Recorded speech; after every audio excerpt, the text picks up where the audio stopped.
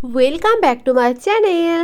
তো পুরীতে 4 দিনের দিন কী করেছি চলো তোমাদেরকে এই ছোট্ট ভিডিওতে দেখিয়ে দিই। তো সকাল সকাল আমরা টিফিন নিয়ে চলে গেছিলাম রুমে, সেখানে খাওয়া দাওয়া করে দেখো আমরা আবার চলে এসেছি সমুদ্রের ধারে ঘুরবো বলে। আর ভাই কিন্তু বাড়িতে যে ধোসা ইডলি নিয়ে যাওয়া হয়েছিল খাইনি, ভাই বলেছিল আমি বাইরে বেরিয়ে এখানে ম্যাগি খাবো। তো সেসব খাওয়া হয়ে যাওয়ার পর দেখো এই পুচকুগুলো ঘুমাচ্ছে। তো এরা ঘুমাচ্ছে, ঘুমোক, আমরা চলে গেছিলাম জলে।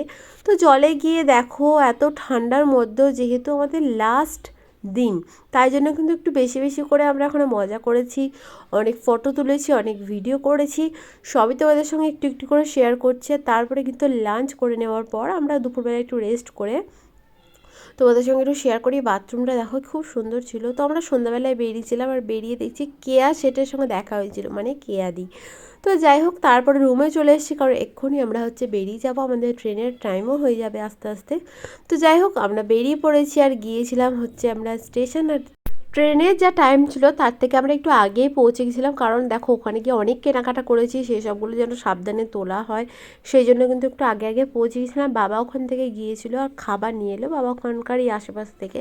যাই হোক পরের দিন সকালবেলা এই ভিডিওটা আবার শুরু করেছি, ভালো করে ঘুম টুম হয়েছিল। আর বাবা একটু পিসিমার সঙ্গে কথা বলে নিচ্ছে, কারণ এক্ষুনি আমরাও ট্রেন থেকে নেমে যাবো, পিসিমণিরাও নেমে অন্য ট্রেনে চলে যাবে।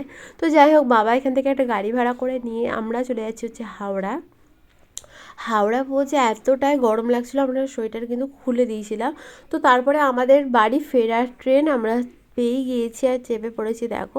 তো ভালোভাবে বাড়ি পৌঁছে গিয়েছি, আর কী কী কেনাকাটা করলাম একটা একটা করে দেখানো তো সম্ভব নয়, তাই তোমাদেরকে এক ঝলকে দেখিয়ে দিলাম। আর খুব শিগগিরই আমরা কিন্তু আবারও বেড়াতে যেতে চলেছি, কাছে কোথাও, অত দূর আর যাবো না, আবার যাব, পরে যাব। তো যাই হোক আজকের মতন এতটাই, দেখা হচ্ছে পরের ভিডিওতে, বাই বাই।